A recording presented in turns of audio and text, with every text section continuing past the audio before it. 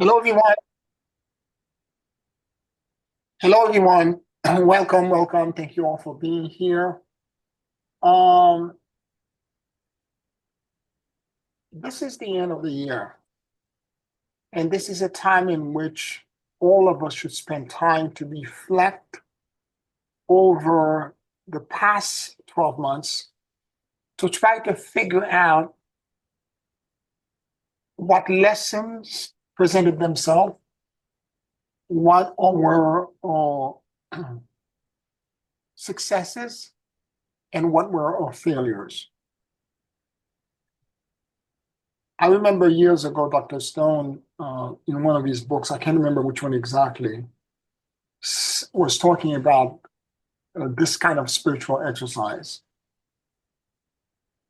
That the way you assess the success of a day is that in Tibetan Buddhism, this is based on this principle of the Bardo.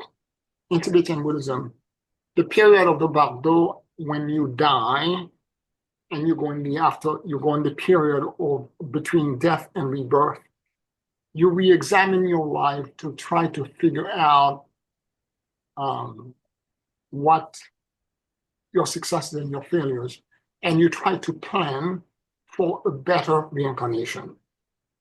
And Dr. Stone made the point that instead of waiting for the actual end of your life to do this, you can do what he called the daily Bardo, which is at the end of every day. Think about your day. Think about what had happened. In brief, kind of cliff note, highlight, not like and think kind of like journaling, but a brief highlight. Think about what happened in the day, and then begin to ask yourself this critical question. If God and Goddess was walking in my footsteps today, would he, she have done the same thing? And if the answer is no, then you have adjustments to make tomorrow. You have correction to make. You have reconciliation to make. And this is a very powerful thing. If you're using this on a daily basis, it's going to change the way you look at your life. Moreover, now that the year is ending, if you were to look and examine all of the challenges that presented themselves for you, for your benefit, over the past 12 months, all of the various emotional state that you were in, whether you felt success, whether you felt joy, whether you felt hurt, victimized, despair, or anger, whatever these emotions were,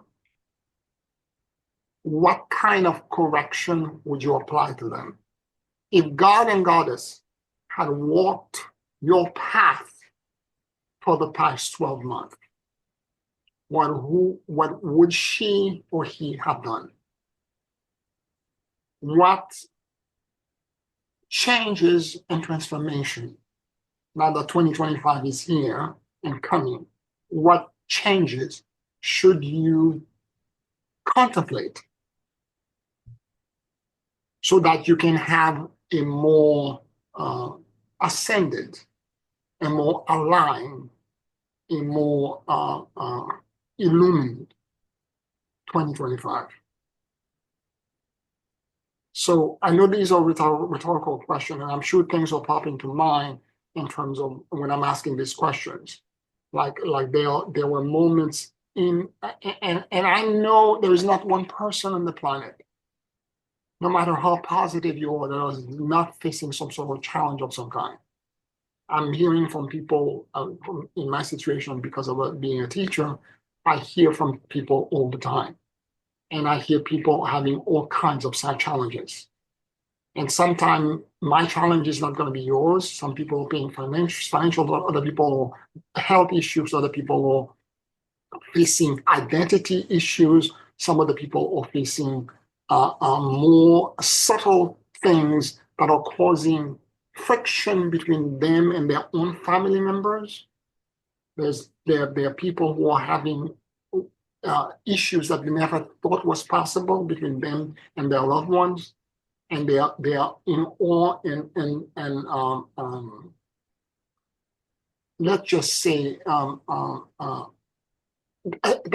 there were things that may have been there since the beginning that were not addressed and not visible, that now are becoming so potently toxic that they need to address now in very dramatic ways.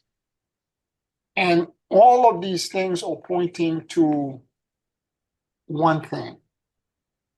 Between now and 2030, we need to change, transform, and transmute. We need to change by making the adjustment, the correction of our karma, of our tikkun, okay? We need to adapt and allow, because, and again, change is not easy because we are creatures of habits. And for all of us, keeping the status quo is the easiest thing to do. But to begin to lift the carpet and say there's dirt there, we need to change this, and particularly when it involves other people, family composition, when it involves all habits that we have, and when it involves identity and perception of ourselves, and we have to change and alter all of that to become something else, and to be more authentic and more truthful to who we really are. That process is hard. And many of us have to, but this is what we have to do in order for us to walk the ascended path, which is a path that is not necessarily there is a kind of emotional and energetic state that path provides. And every time you veer off, you know you're not in it because it feels very uncomfortable. And somehow we have to manage to figure out a way to get back on that line again. And it's not, what's the right word? There is no GPS that tells you exactly what you're supposed to do. All I know is that energetically, you know when that alignment occurs, when the light of Melchizedek comes in and you feel aligned and you feel connected and you feel I am on track because I can feel the benevolence and the kindness in my core. My core is open and I can feel I am together. Whereas when you begin to sense you're veering off is when, and a lot of time it's the trigger to cause you to go off or external to you. But the point of ascendance is that no matter what the external conditions are, it shouldn't affect your alignment and your connection to God. Okay? Meaning that the triggers, and again, it's not that the triggers are not going to happen. I remember describing in the class this morning, somebody was asking about neutrality. Neutrality, as we do the torsion field, the new version of the torsion field, with the beyond time and space, neutrality is not a disconnect to the injustices of the world. It's not us no longer being touched by having tests and challenges. The test and the challenge will come. Neutrality is accelerated conflict resolution. It's us going to the conflict and resolving them faster.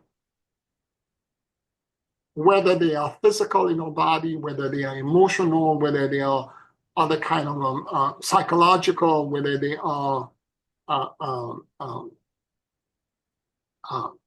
interrelated to, again, and because we don't exist in a vacuum, meaning it takes a village in order for me to ascend, I have to interact with a whole bunch of people. And because past the 8th level of initiation, no one ascends unless you're connecting to other people and you're doing service.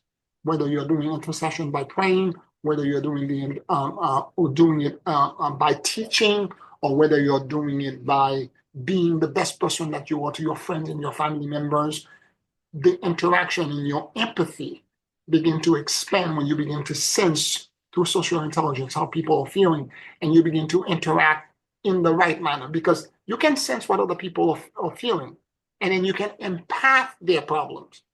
And that's an issue always for people like you and I who are givers. I empath too much, I think. I feel too much.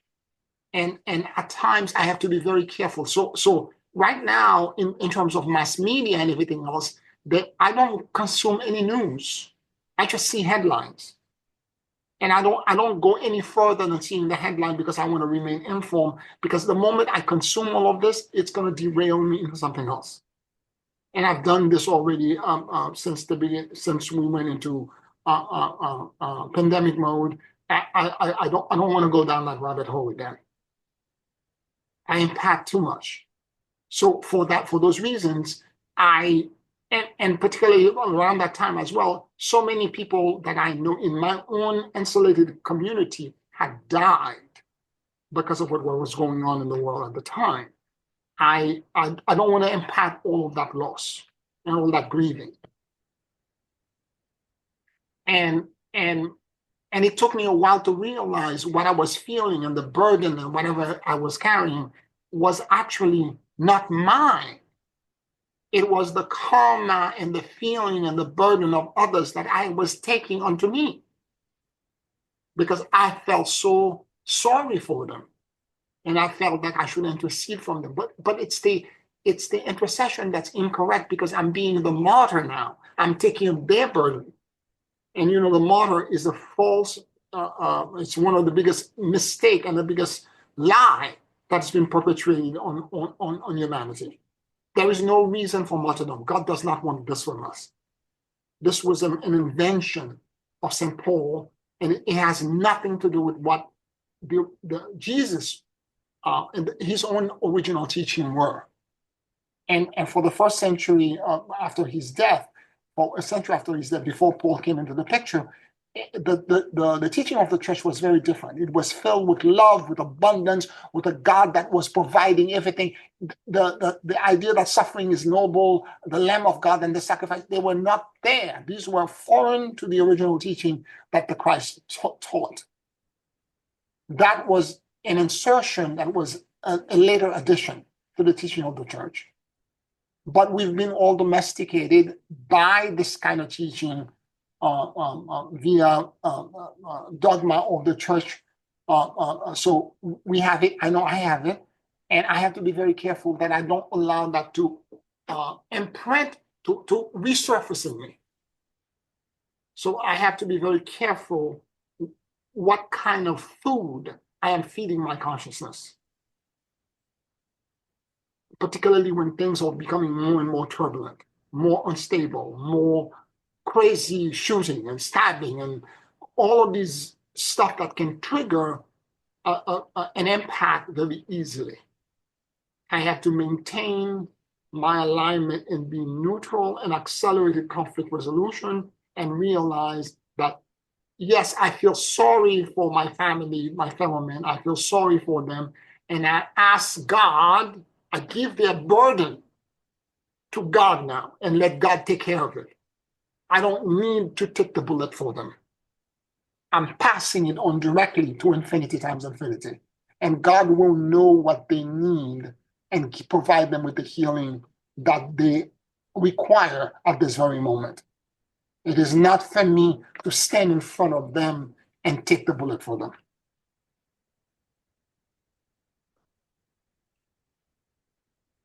Any questions? Any comments? No, I think what you say makes a lot of sense. The balance is between taking on someone's burden or from another perspective, perhaps it seems as though it's a pleasure to assist others. It's a pleasure to be of help to somebody. How do you determine whether that's taking on their burden or not? Is it because of what risk it creates for you? No, it's where you go into yourself. In other words, when somebody comes with me with a problem to me for with a problem, okay? Let's say they're having a physical ailment and they're asking me to pray for them for intercession. So where do I go? If I am thinking, and this is why I don't want to know too many detail about the physical stuff. I just need the general lines. Because if I know too much, my intelligence and my ego will get in the way and try to solve the problem. Okay? And my frontal lobe will engage. But if I know abstractly that generally they have the discomfort in this part of their body, they have this problem and this general issue, like 2 or 3 sentences, that's all I need. And then what I do is that I do a torsion field, I become neutral, and I take them into source, and I give the problem to source. Whereas if I sit down and I do the prayer, and as I'm doing the prayer, and this is more prevalent for me, the second condition I'm describing now, when I'm connecting and trying to intercede for somebody I care for deeply, a family member, an intimate friend, somebody that I care for very deeply, it's very difficult for me to detach that way. If a perfect stranger reaches out to me through the internet and asks me to pray for them, I don't have a problem being that detached. So the issue is that the second way around is that I think of them, I think of their burden, and as I'm doing this, I'm thinking of their pain, the part of their body that's in pain, and I'm asking God to intercede. I'm going through the ritual of doing what I'm supposed to do. But at some point, I begin to feel in my body the discomfort that they're feeling. I'm empathic. I'm beginning to feel the pain that they're feeling. I'm beginning to feel the dizziness that they're feeling. I'm beginning to feel, at that point, I am taking on their karma. I'm empathic, I'm connected too deeply. And I don't need to do this. This is the reason why before I do any healing, even particularly when it's close friends and family members, people I care for, I do the Ho'oponopono for a long time, sometimes for 30 minutes, to the person I'm going to connect to be neutral to them. And the full version. If me, my family, or my ancestor had hurt you, your family, your ancestors, and there be no creation until now, by thoughts, by deeds, by words, by action, by inaction, please forgive me, I love you, and I will go. And I repeat this multiple times so that when I think of them, when I feel completely blank, I don't feel engaged, I'm ready now to, and I think of them and their problem, and I feel uh, I don't feel their burden anymore. Then I can go in and take them into source and bring them into the light and let God take care of it. Because a lot of times when somebody tells me something I care for, I have an opinion immediately from my cerebral cortex. Oh my God, they're in danger. I got to do something. I can interfere. And the moment I do, I am engaging. I'm taking that home. God doesn't care about the level of difficulty or what the person is facing. God doesn't care. And if I'm doing this, I am engaging. I'm taking the burden. Did that explain some in some ways what the difference between the two are? It's very, very clear in that context. What about when, for instance, don't want to belabor the point, but in another arena, if I'm working and I know that there is a need for something that comes up unexpectedly that is time sensitive, I might stay up till 2 a.m. to work on that, to make it happen so that it can go ahead smoothly. Probably it would have been forgotten that's what it took. And I'm wondering, is that a case of martyrdom rather than uh, creating a boundary? You have to determine the real reason why you're doing this. Oh, that's a good point. What need is this fulfilling for you? Because honestly, no one else would do this. Why would you take someone else's responsibility and stay until 2 a.m. to do this?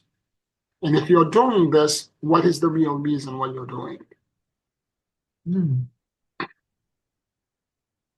And it's not a question of boundary, it's a question of uh, your own worth and your own value. And also giving account and letting other people be accountable for their own work. Are they aware that you're doing all of this for them? Right, right. Okay, I think that helps put it in perspective. Thank you. You know what I'm saying? They need to be aware that you're, and if they're aware that you spend the whole night trying fixing the problem that they were supposed to fix, what are you going to continue on doing this for the for how long are you going to continue doing it? What you're doing now is that you're enabling. Mm. You're not helping them, you're enabling. Mm-hmm. So you need to have a conversation and to figure out a private conversation maybe and figure out what's going on, why it didn't get done, because I just spent this amount of time trying to fix this. And if you're not capable of doing it, maybe I can instruct you and show you how to do it. And have that fixed so that I don't have to do this again. Or I don't know exactly what the fix is, but you can't continue on doing this. I understand. Because you're not honoring yourself in your own time. The time in which you should be resting, you're not honoring it. Yeah. That's what I was saying. I get pleasure out of being able to provide an assistance where it was maybe more urgently needed, but at what cost to me? Yeah, this is martyrdom. That's what I was going to ask. Yeah, this is martyrdom. This is you taking a bullet. Nail me on the cross because it's noble. What I'm doing is great and it's noble. That's where the pleasure is coming from. It's the martyr syndrome. Okay, I hear you. It's the martyr archetype. It's the wrong model for where we're going. Thank you.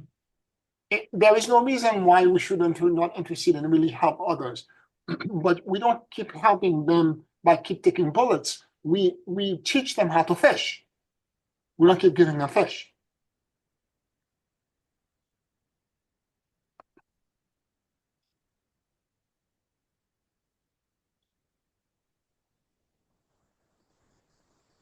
So as the year is concluding, it is your responsibility to continue to examine the changes that have taken place in the past year. All of us have been through them. All the losses, all the successes, all of the failures, all of the joy, all of the happiness, all of the friendship, old and new, all of the things that have been renewed and established to help you redefine the path in which you're traveling. And again, keeping in mind that little thing, if God and Goddess was walking in my footstep and faced the exact same challenge, how would God or Goddess behave?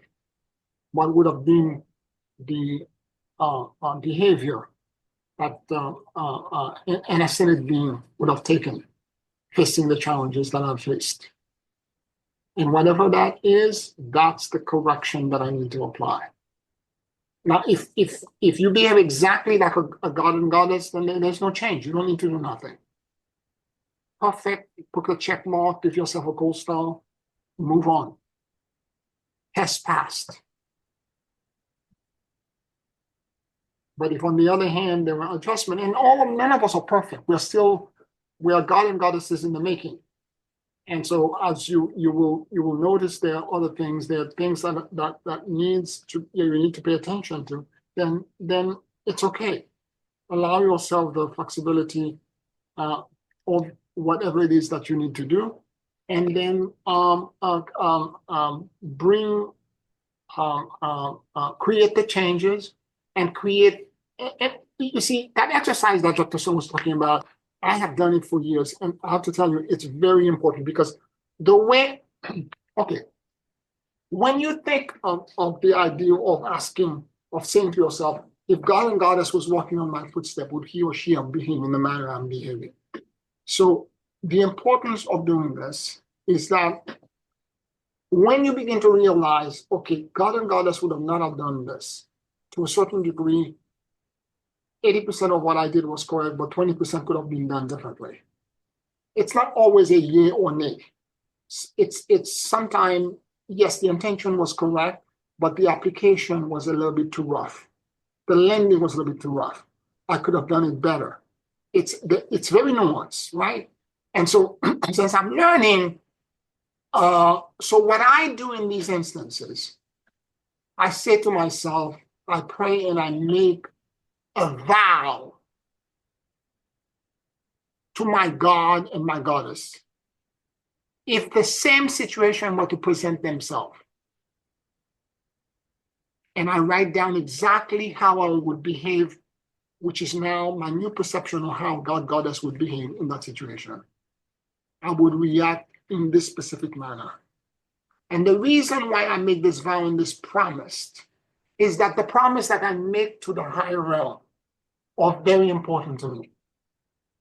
Because a lot of time, in real time, when our emotional body are touching real experience on earth, we are not thinking, we become so reactive, emotionally reactive, we are not thinking from a God and goddess perspective. But when you make a vow, the ascended being reminds you of your oath. There is a trigger that flashes off that says to you, it's the same test as the one you promised you would have reacted differently. Because what's going to happen when you make a vow like this for correction, a similar situation will present itself in the next few days. And then you will realize, oh my God, I should have done this. Or you will realize as it gets triggered, oh, this is the same test. I know what to do now because I've already made the vow to correct. So making that prayer in from your heart to God, to Lord Melchizedek, saying that since I have that higher awareness, if similar things were to occur in the future, I would behave in a different manner. I would react this way. By you saying this, you're saying to the universe, any similar tests that are presenting themselves to me, opportunities for growth, for change that present themselves to me, I will now react from an ascended perspective, because you're going to remind me, meaning my own God, you're going to remind me that I made that promise. And the moment that is triggered, I remember, I'm like, oh, I know what to do now. I can't say this. The intention is correct. As I'm going to land, I'm being too rough. I need to word things very differently. That text I was going to send is too rough. That email I was going to send, that conversation I'm going to have, I need to pray a little bit more about what I'm going to say. I need to ask God to guide my word so that I can communicate from a loving place and not for me pointing the finger or in a accusatory place. I need to have a conversation where I'm gonna, instead of saying when you did this to me, I can say, when this happened, I felt this way. And you let the person respond.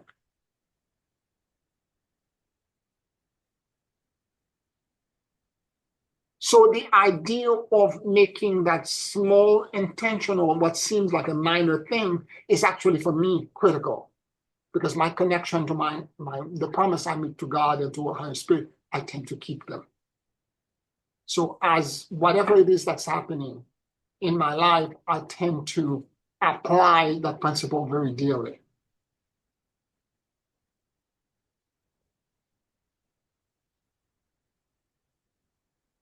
So if you add that to the principle, the idea of understanding in hindsight that if God were to walk in your footstep, that there were adjustments that were to be made. And again, it's not throwing out the baby with the bathwater. Things are very nuanced because you're all decent human beings. It's not that you're doing anything that's necessarily bad. It's sometimes that the emotional reaction coming from us or the suppression of our own emotion is too intense. We suppress too much. We don't say what we're supposed to say. We don't express our boundaries because we're afraid of our own rage and our own anger. Because a lot of time that's what it is. I know for a fact for me that a lot of time I don't confront. It's not because I'm afraid of telling people that they are wrong or how they have wronged me. It's because I'm trying to protect them from my own rage and my own initial wrath, because I don't want to destroy them. And I know what could come out. And this is why a lot of time I don't react originally when somebody says something to me or when somebody presents an attack to me. I don't react. I step back. I don't say anything because I'm trying to hold back something that could be quite volcanic. And then when I examine it and think it and I pray upon it, I pray about the situation, then I can go back and come from a God perspective and say, if I'm to set boundary between me and this other person or this other situation, what would God say about how to establish this boundary? And I pray upon it. And when I arrive at something, I engage it. And it could be 2 or 3 days later.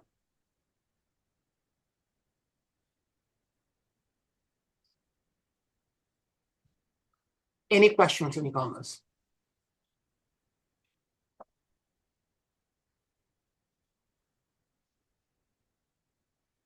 So for us to continue on this path and continue on this where we continue to find alignment and present ourselves to the world, we need to be very cognizant and aware, particularly as the year is shifting, to do this due diligence. For most of us, the next week is going to be a little bit because we have Christmas and the New Year's is going to come right after within a week. So it's going to be a little bit, you're going to have maybe a little bit more time. This is the moment and the opportunity for you to spend more internal time and more self-examination, more thinking about your the role that you're really playing, okay? And to the degree of which that you're whatever correction that you need to make, what the correction should be. I would start just by thinking about the year generally and think of the major things, highlights, and the major struggles that you had. Because the reason why we're focusing on the struggle is because the struggle are opportunities for you to learn. They are there for nothing more as teaching modules. And they're there to teach you how to be illuminated and ascended, even on the face of challenges. And by the way, those challenges, whether they come in your physical body or in your interpersonal relationship, It's only what you love that can hurt you. Listen carefully to what I'm telling you. It's only what you love that can hurt you. Because what you don't love, you don't care about, it's not going to touch you.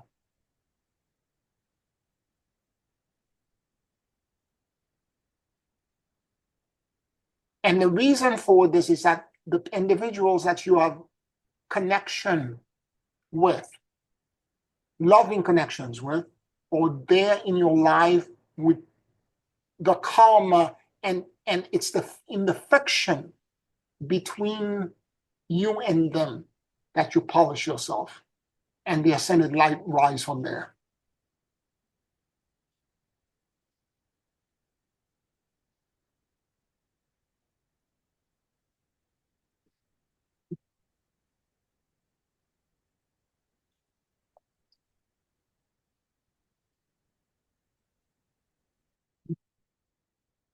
Any other questions or comments?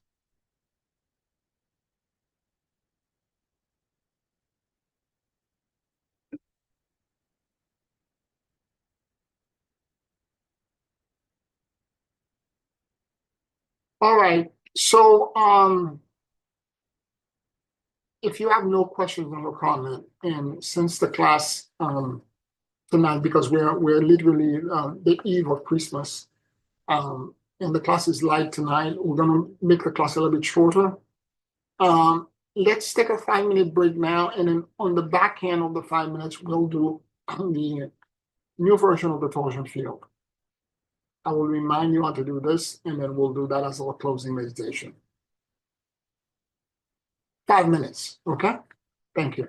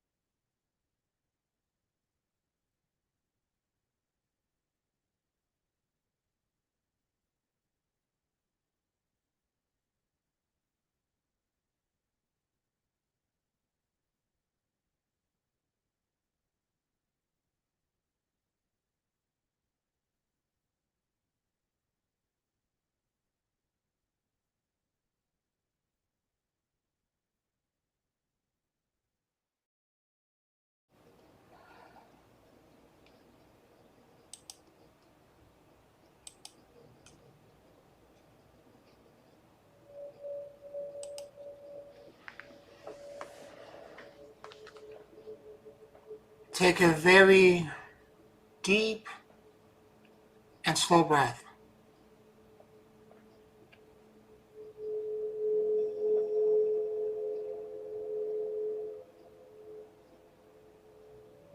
And as you inhale and exhale deeply and slowly,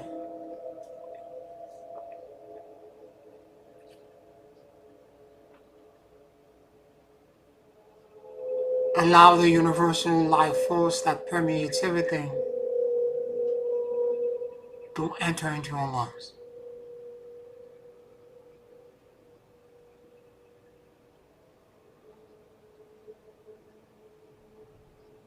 Keep breathing deeply and slowly.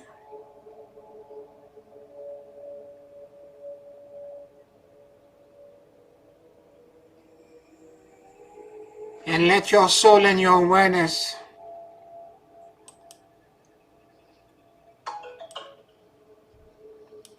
drop in the middle of your chest.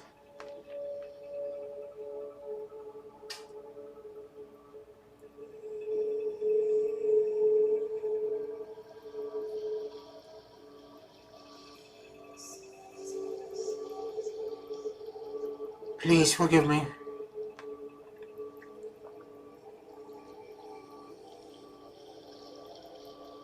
I love you. And I go.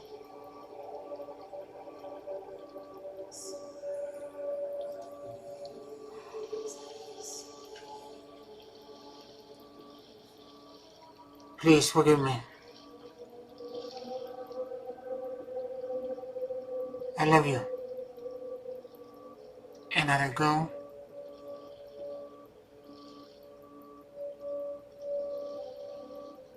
Please forgive me. I love you. And I go.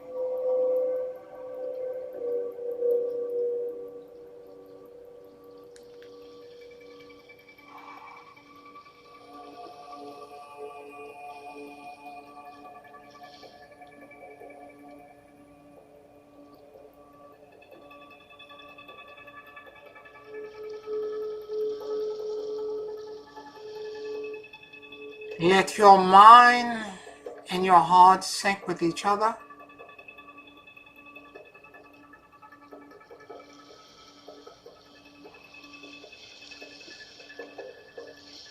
And notice what you notice.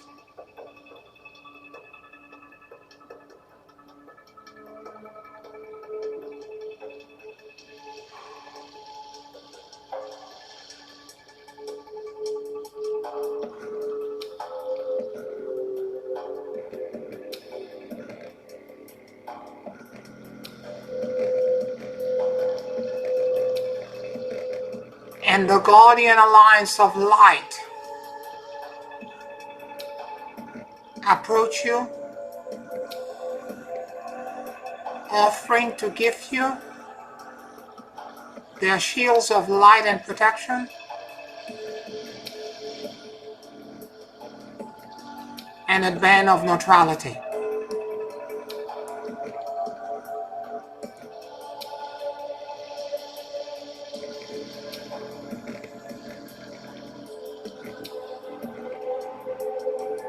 If you are ready to accept this gift at this time, answer affirmatively.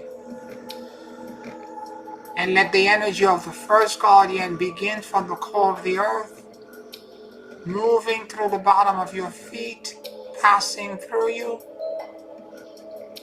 exiting outside of your head, and be released into source, creating all around you a torsion field of neutrality.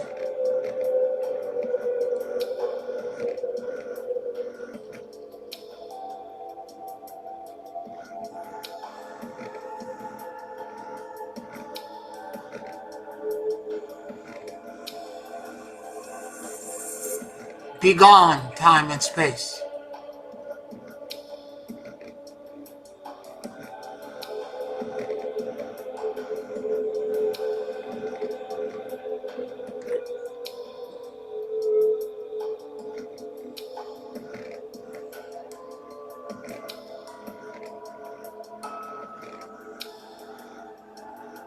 The axis at the top of your head extends and it attracts down the energy of the second guardian, cascading down from source,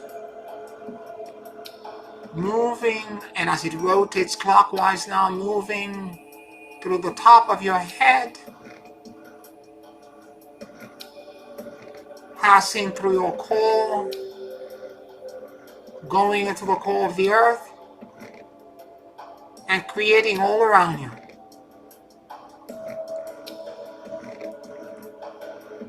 a torsion field of neutrality.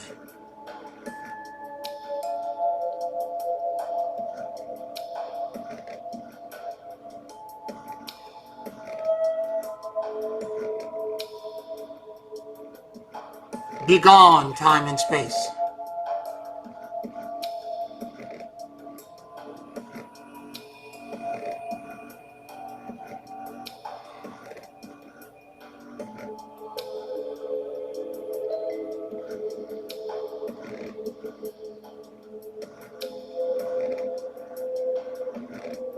The axis at the bottom of your feet extends and it attracts now the energy of the third guardian, counter-rotating, coming from the core of the earth, moving to the bottom of your feet, passing through your core, exiting outside of your head, and going into source and creating all around you a torsion field of neutrality.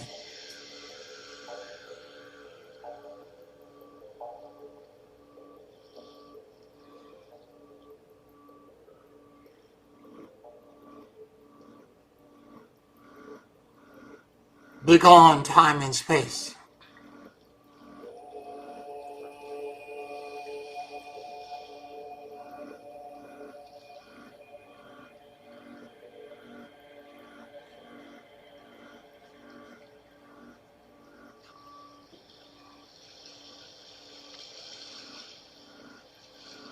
The axis at the top of your head extends and it attracts down the energy of the fourth guardian, coming in from source, rotating clockwise, passing through the top of your head, moving to your central axis,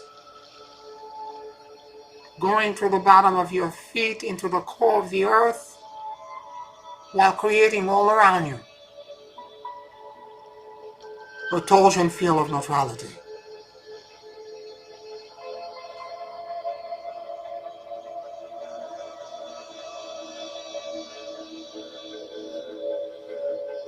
Be gone, time and space.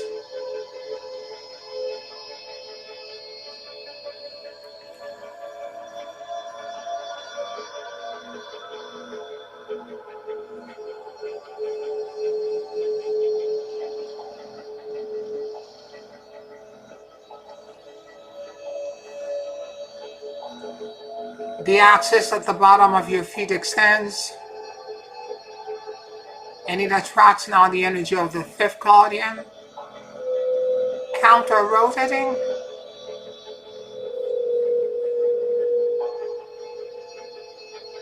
coming in from the core of the earth,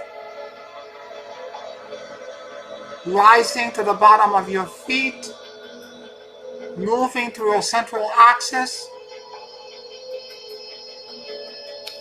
exiting outside of your head, and going into source, and creating all around you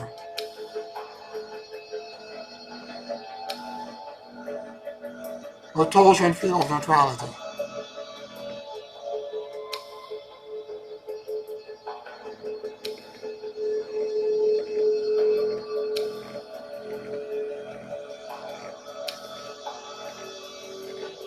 Be gone, time and space.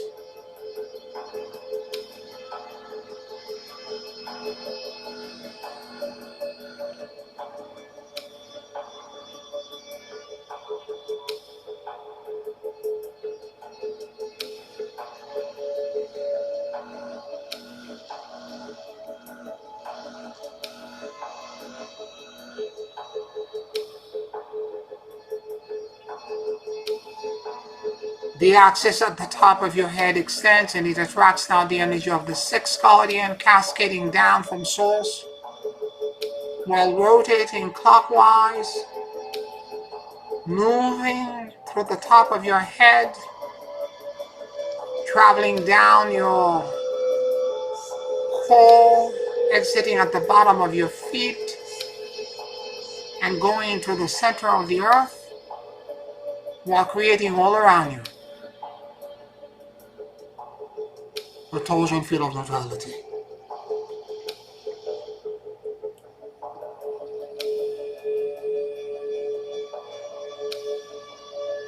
Begone time and space.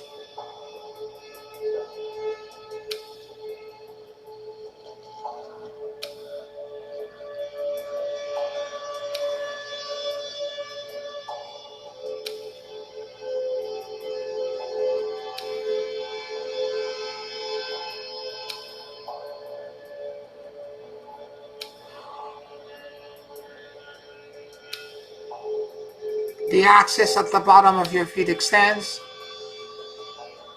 and it attracts now the energy of the seventh guardian, counter rotating, coming from the core of the earth, passing through the bottom of your feet, moving through your core, exiting outside of your head,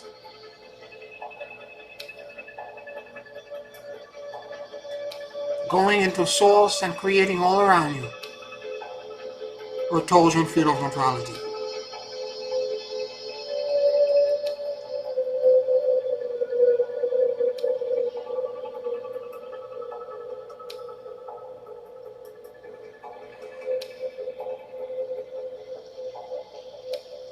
Begone time and space.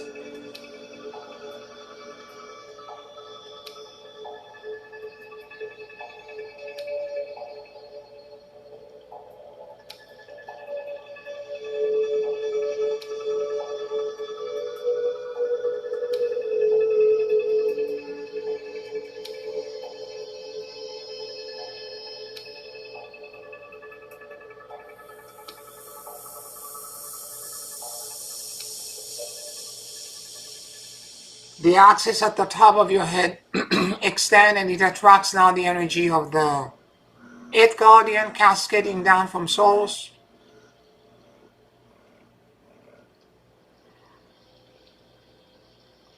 passing through the top of your head while rotating clockwise, moving to your central axis and going into the core of the earth while creating all around you the Gaussian field of neutrality.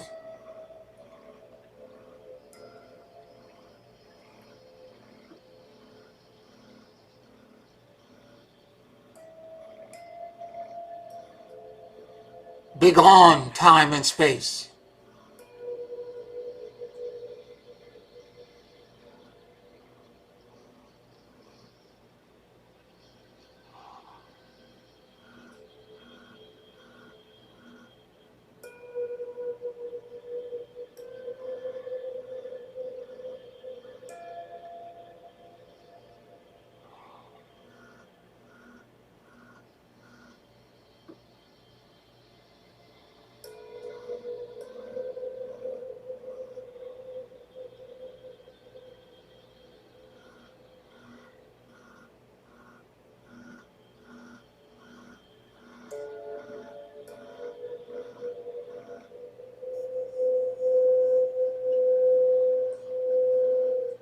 The axis at the bottom of your feet extends and it attracts now the energy of the ninth guardian coming from the core of the earth, counter rotating,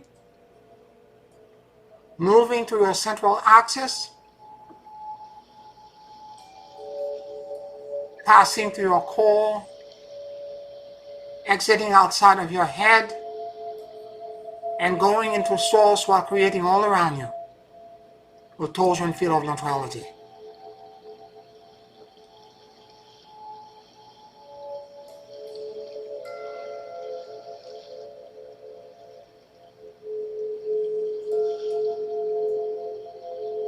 Begone time and space.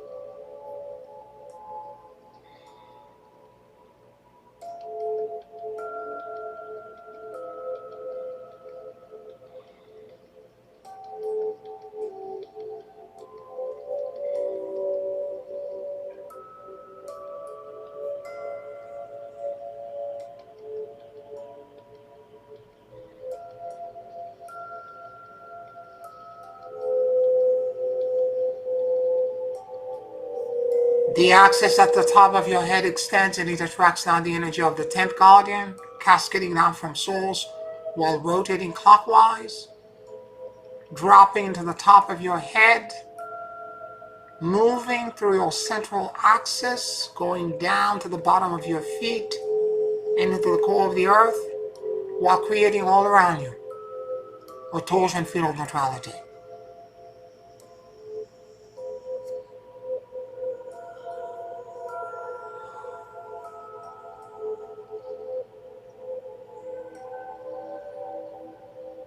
Begone time and space.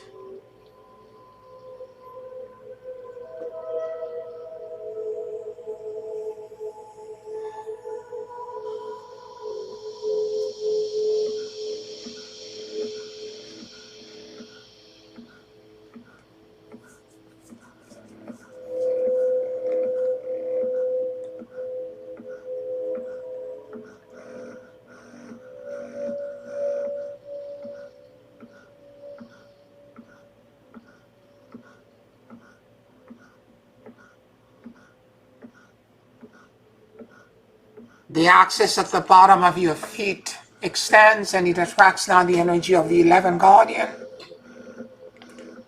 counter-rotating, coming in from source, from the core of the earth,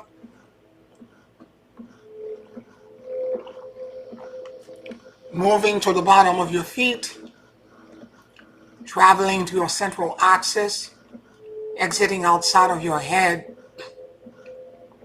and going into source while creating all around you a torsion field of neutrality.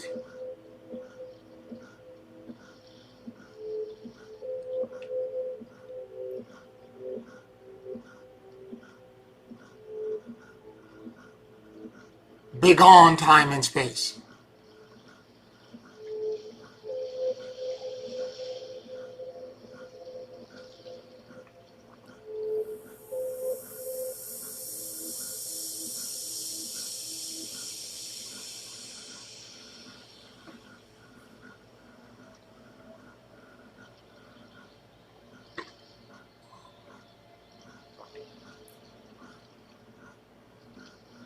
The axis at the top of your head extends and it attracts now the energy of the 12th and final guardian, cascading down from source while rotating clockwise, traveling to the top of your head, moving to your central axis as it descends to the bottom of your feet and to the core of the earth, while creating all around you a torsion field of neutrality. Begone time and space.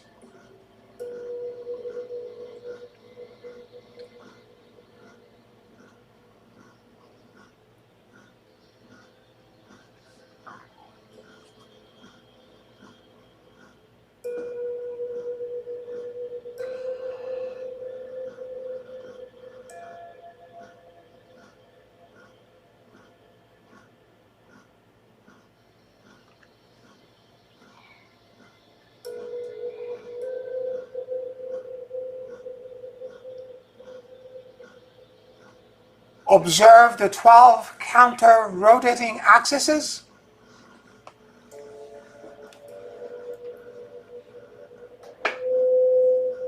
that are spinning in your core.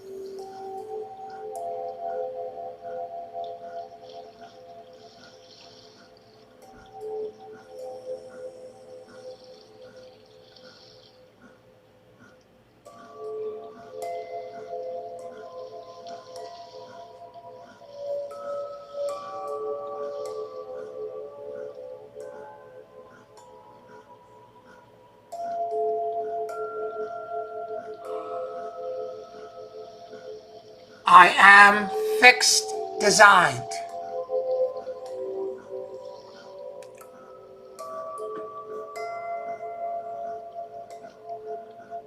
I am the rod of Melchizedek.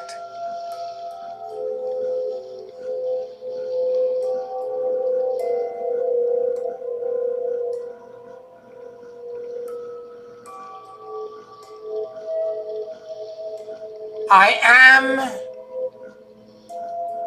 outside of time and space.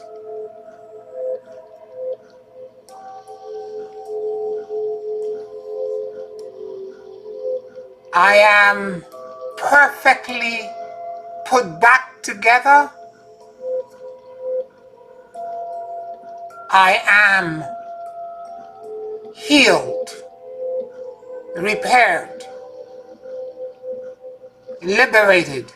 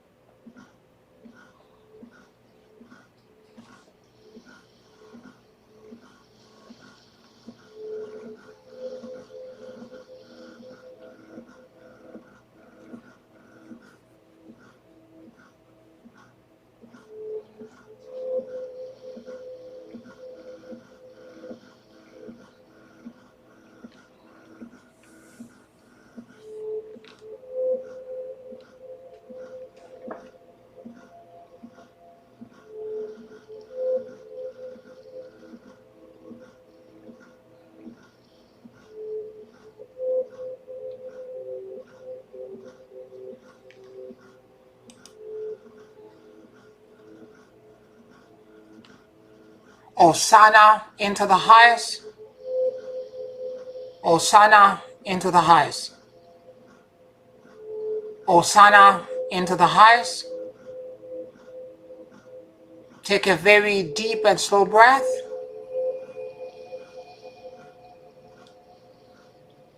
And whenever you feel ready, you can open your eyes.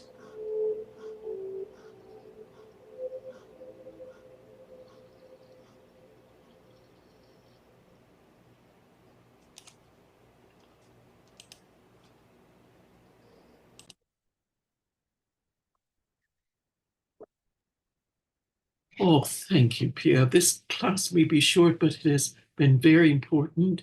I recognized in the 5 minutes before the meditation that it was a core fear or fears of inadequacy that led to the martyrdom. Then in the meditation in the torsion field, I re-established that it's an illusion and that my real power and strength are part of who I am through the Lord of Melchizedek's rod of Melchizedek. So, what a powerful experience this has been. Thank you. Oh, you're welcome. I'm so glad you are here. And also, I wanted to mention that the beyond time and space, I explained this in great detail this morning in the other class, and I just want to mention very briefly that part. It's a decree and a declaration to the entire universe. And you're doing it at every torsion field. And again, remember, each torsion field is in 4D, 5D, 6D, and there's a part of you that exists in 4D. There's another Janice in 4D, there's another Janice. And all of them are different level of disempowerment because they are fractured from the rest, from unity.